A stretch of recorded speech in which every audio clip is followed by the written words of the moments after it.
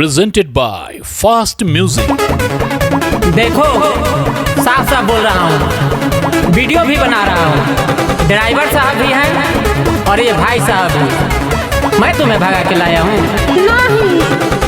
देखो कोई प्रेशर और दबाव मैं नहीं दे रहा हूँ, मैं तुम्हें भगा के लाया हूँ। म्यूजिक बाय विकास बिहारी। मैं आपको भगा के लाई हूँ, इसमें क्या बुराई है बताइए। बिना दबाव शहर छोड़ी चला गाँव लोग काले से कैले बा। बिना दबाव शहर छोड़ी चला गाँव लोग काले से कैले बा। अरे भइला बाटे हाला होई कि डने पिंगा वाला साला चाचा तोर केस कैले बा। अरे भइला बाटे हाला होई कि डने पिंगा वाला साला चाचा तोर केस कैले बा। देख तोर चाचा उल्टा में हमने पर किडनैपिंग के केस करे बा। काई सही बा? करने दीजिए, हम लोग उल्टा उस पर केस कर देंगे। आप टेंशन काहे ले रहे हैं बताइए। देखो हम अभी गाड़ी घुमवाते हैं और तुझे अपने घर पहुंचाते हैं। घर जाने के लिए हम आपके साथ आए हैं। बारे ड्राइवर साहेब साथे होई भाई, अरे साथे होई भाई हो के लेके आइल बा भगाई हो।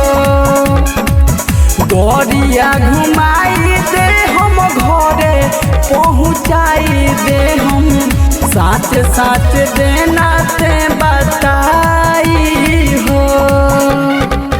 कहबेत जैसे करा दे हम ऐसे सभेरे से कैले बा। कहबेत जैसे करा दे हम ऐसे सभेरे से कैले बा। अरे भइल बाटे हाला होई कि डने पिंग वाला साला चाचा तोर केस कैले बा। अरे भइल बाटे हाला होई कि डने पिंग वाला साला चाचा तोर केस कैले बा।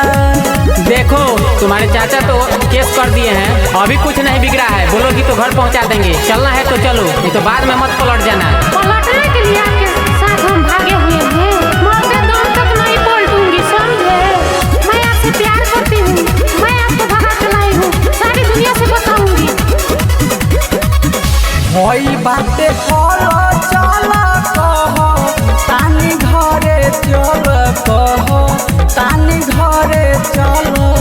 तोरा से कहिले समझाई हो, झूठा हूँ के प्यार भइल 200 मन हजार भइल 200 मन हजार भइल।